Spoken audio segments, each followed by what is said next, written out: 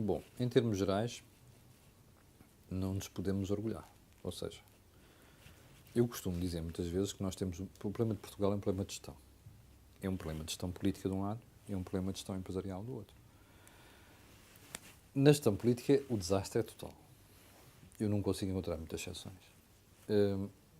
No setor empresarial, as coisas estão a mudar e têm mudado muito nos últimos 10 anos. Eu acho que um bom exemplo de líder transformacional, inspiracional, é o engenheiro Zé Nalbava, da Portugal Telecom. É um indivíduo que vem da engenharia, passa pelo setor financeiro, quando chega a uma empresa nem sabe o que é um balanço, não é? E depois revela-se um líder fantástico. Ainda para mais com duas coisas fundamentais, que é a primeira, percebe que Portugal não é negócio e tem que olhar para fora. E depois percebe outra coisa muito importante, que eu infelizmente acho que é um déficit das empresas em Portugal, que é que nós não temos capital. E como país pequenino nunca vamos ter capital. Tomara eu que aquilo que normalmente o PC e o Bloco de Esquerda, quando dizem grande capital, tomara eu que isso fosse verdade. Não é. Nós não temos capital. E, portanto, um país pequenino que não tem capital tem de ir buscar capital ao exterior. Ora, o engenheiro Zé Nalbava consegue perceber que, como nós não temos capital e não temos mercado, vai lá para fora e depois vai buscar acionistas com dinheiro para um projeto. É assim que se fazem as coisas. Um país pequenino não manda. Um país pequenino associa-se. Eu não fico nada preocupado em saber que os chineses vão para Angola. Ou que os alemães vão para Angola. Eles não sabem lidar com aquela gente. E, portanto, a nossa força é, como país pequenino, com know-how, naquele e noutros mercados, sabermos ir buscar as pessoas com dinheiro para nós explicarmos como é que se faz. Eu não me esqueço que há uns meses fui convidado para uma conferência na Holanda que a ideia era, havia uma série de empresas holandesas que queriam ir para Angola e para Moçambique. E não sabiam lidar com eles. E, portanto, estavam ali a falar com portugueses para tentar perceber como é que eles funcionavam. E mais, à procura de gente com know-how para trabalhar ali, para se associarem a empresas holandesas para irem para lá. Ora, ninguém faz isto melhor do mundo do que nós. Porquê é que nós não aproveitamos essas coisas? Eu acho que o engenheiro Zé Nalbava faz isso muito bem. Acho que um outro exemplo, embora esteja numa empresa em Portugal, esteja, apesar de tudo, num setor protegido, que é o de energia, é a EDP. Que acho que o Dr. António Mexia, que é um bom gestor, teve a visão também de ir colocar a empresa no exterior. E depois temos alguns exemplos que eu pensava há 10 anos ou 15 que iam ser coisas fantásticas, também de visão, implantar-se no exterior, que é a grande distribuição, onde Portugal conseguiu criar know-how português do melhor que há, mas depois vemos a Sonai, falhou no Brasil e retirou-se, depois perdeu uma pipa de massa. A Jerónimo Martins falhou no Brasil, também lá perdeu uma pipa de massa.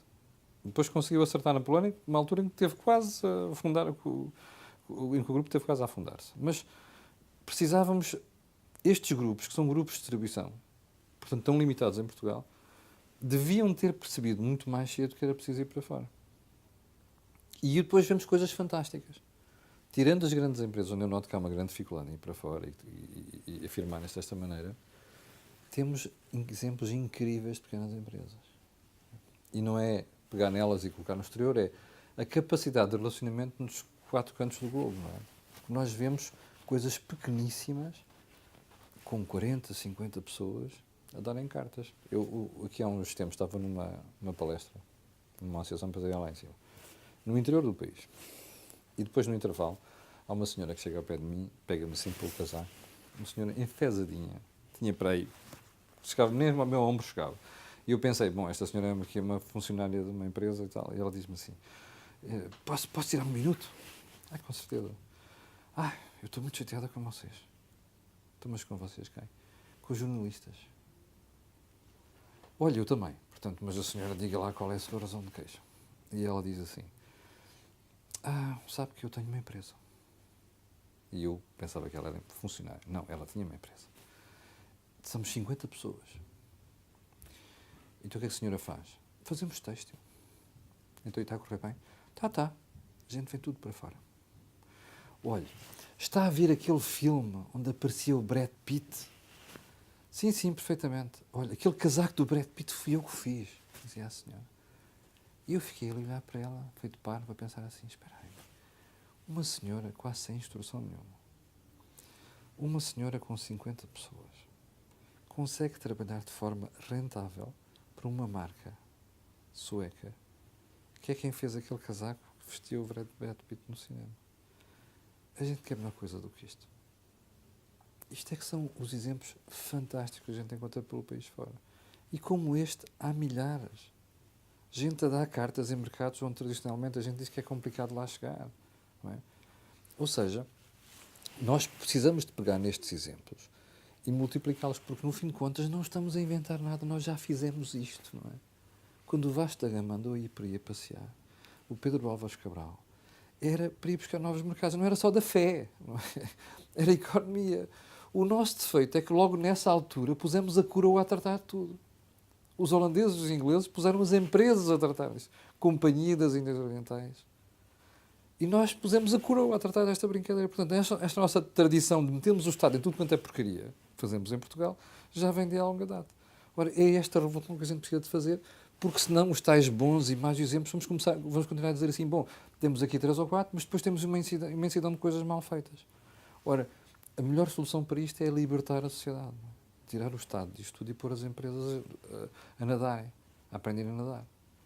Eu no livro tenho ali um capítulo em que chamo a sala de reuniões do aeroporto de Frankfurt, não é? Que eu, há uns meses a esta parte, à sexta-feira à noite, quando vinha de Frankfurt, comecei a achar estranho, porque o terminal onde saem os aviões para Lisboa e para o Porto, mas também saem para outras capitais europeias, há muita gente a falar português. E eu, ao fim de uma ou duas vezes em que percebi isso, ganhei coragem, comecei a falar com as pessoas que lá estavam, são empresários, gestoras, que vêm um da China, outro da Índia, outro do Brasil, outro de Angola, e estão ali em trânsito para Portugal. Ora, esta malta passou a semana a vender lá fora. Esta coisa do caixeiro viajante, que era uma coisa que nós esquecemos que tínhamos que fazer, estamos outra vez a reganhar. E é esta revolução de mentalidades que eu acho que pode proporcionar que daqui a uns tempos a gente consiga falar de Portugal, não como o Zé Nalbave, o António Mexia, o Jerónimo Martins, mas como uma imensidão de gestores que a gente tinha dificuldade em nomear 3 ou 4, porque são tantos, não é? Com bons exemplos de sucesso, que a gente possa dizer que aquilo é a imagem do país.